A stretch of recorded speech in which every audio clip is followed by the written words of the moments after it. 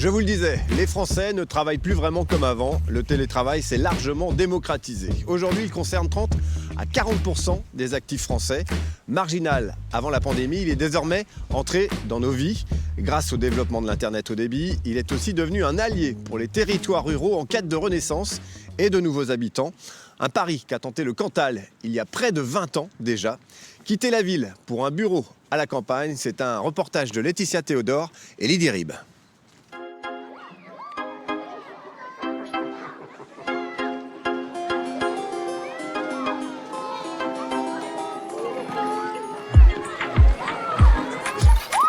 Ici, à Plot, ça a tout d'un miracle. On a des élèves qui sont arrivés de Bordeaux, de Lille, de Carcassonne, de Corrèze, du coup aussi, d'Ali aussi finalement, des villages voisins. Donc voilà, petit à petit, on a quelques arrivées. Ouais. Allez les curieuses, vous allez jouer. On reviendrait tout à l'heure.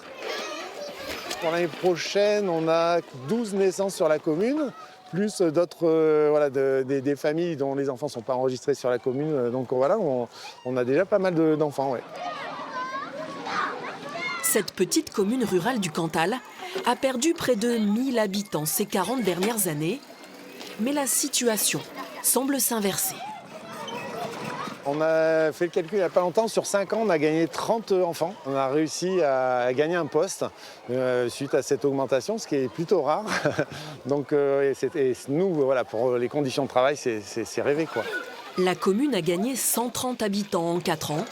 De nouvelles familles, dont l'arrivée coïncide avec celle d'une nouvelle technologie. Le fait d'avoir l'équipement, d'avoir la commune qui est équipée de la fibre, a permis de mettre en place beaucoup de politiques qui sont liées à l'attractivité, mais avec ce support. C'est vrai que sans la fibre, il y a des habitants qu'on n'aurait pas réussi à aller chercher, mais avec toute la bonne volonté ou le dynamisme qu'on pouvait avoir. Grâce à l'Internet à haut débit, l'activité professionnelle de certains habitants a aussi complètement changé. Et monsieur le maire en sait quelque chose. Depuis plus d'un an, son travail s'est installé à la maison.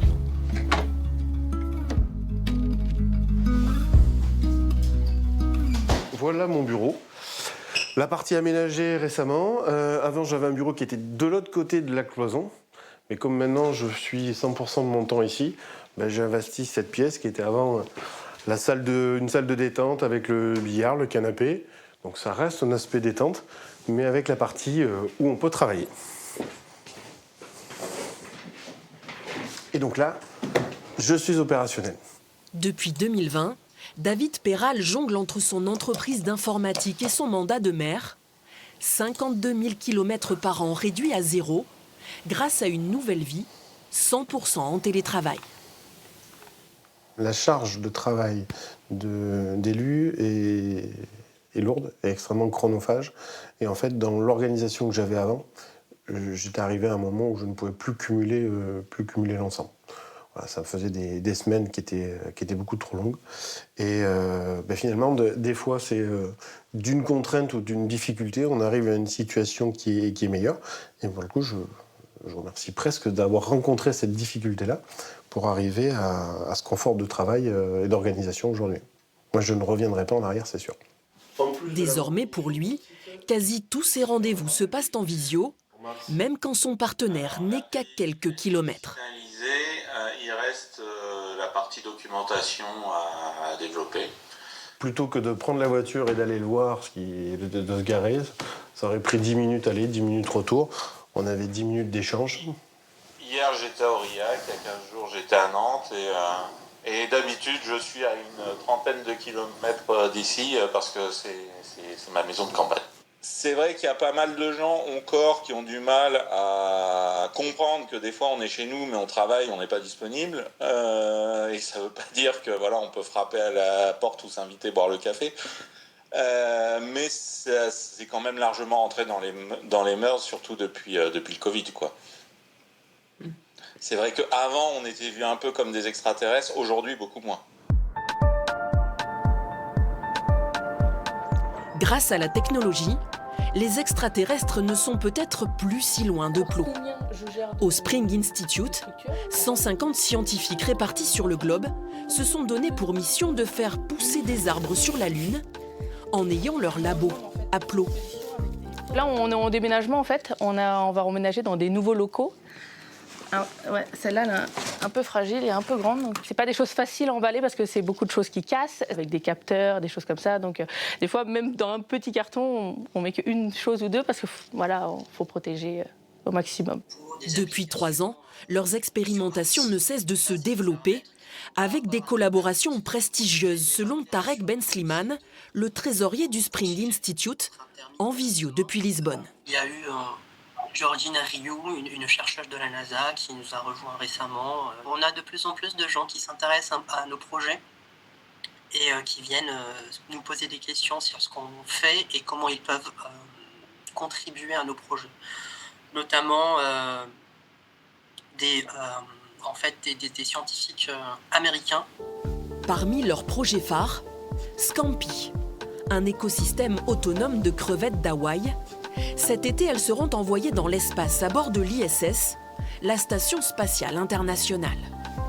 L'idée, c'est de créer en fait des environnements autonomes qui pourront en fait créer de la nourriture pour les astronautes qui iront dans l'espace. Voilà, créer de la nourriture, créer de la vie ou peut-être aider à un système de station d'épuration. Pour ça, il faut d'abord qu'on teste pour voir qui est apte à pouvoir survivre dans l'espace.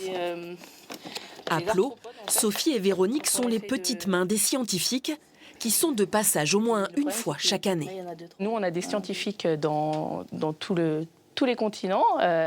On en a au Japon, aux États-Unis, en Afrique.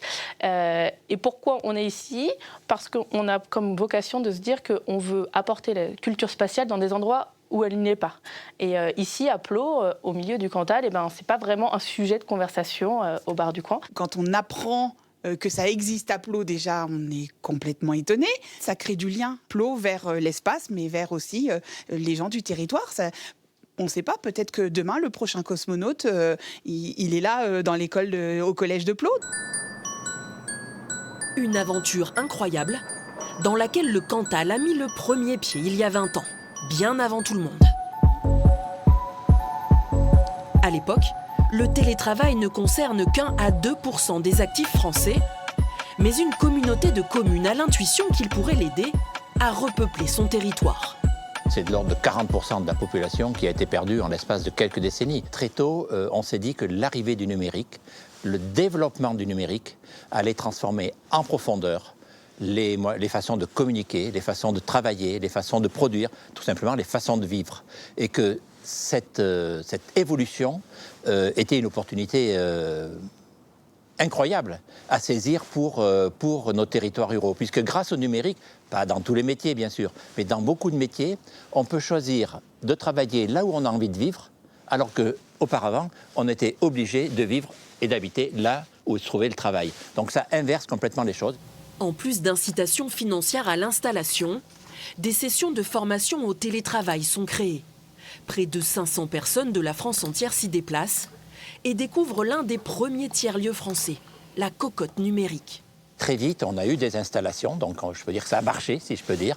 On a eu des installations sur le territoire et assez rapidement, on est passé d'un solde migratoire négatif à un solde migratoire positif, c'est-à-dire plus d'habitants qui venaient habiter notre territoire que d'habitants qui en partaient. Je pense qu'on avait vu juste, si je peux dire, en prenant cette initiative il y a maintenant une vingtaine d'années.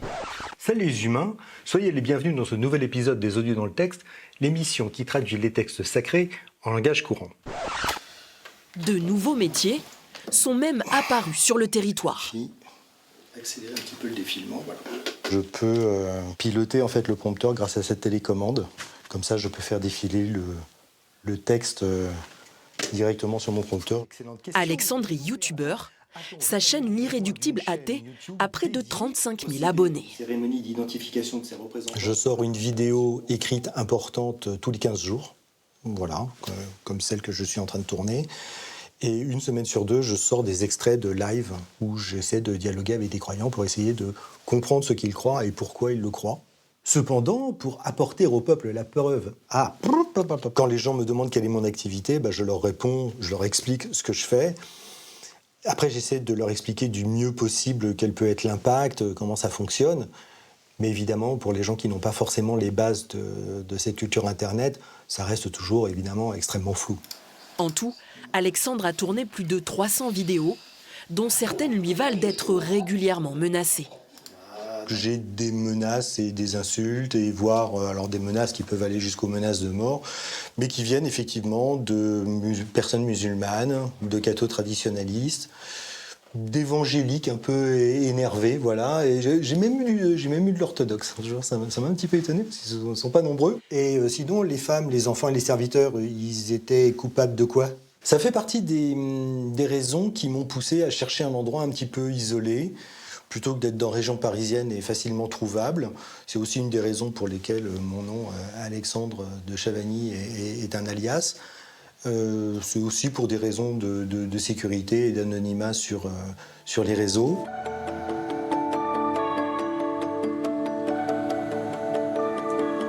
La sécurité, c'est aussi l'enjeu des recherches menées à Champs-sur-Tarentaine. En scrutant le ciel cantalien, l'un des plus purs d'Europe, les scientifiques du laboratoire de recherche sur la foudre traquent les orages.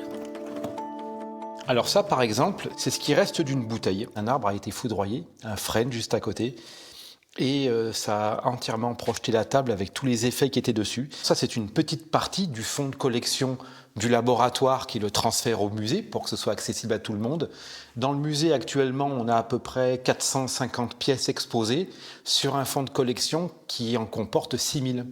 Après 17 ans de présence sur la commune, le laboratoire et son musée s'apprêtent à partir, faute d'avoir réussi à s'enraciner dans ce territoire très rural.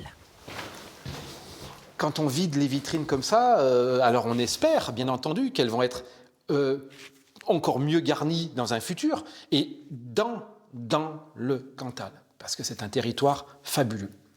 Mais en même temps, il y a toujours ce petit doute de se dire « et si ça ne marchait pas ?» et que l'on soit obligé de partir, on a les solutions pour partir. Mais nous, on s'accroche. Et on veut vraiment, parce qu'on aime ce territoire. Aucune commune du département ne s'est portée volontaire pour accueillir ces 4 scientifiques de très haut niveau, reliés à 13 autres dans le monde entier.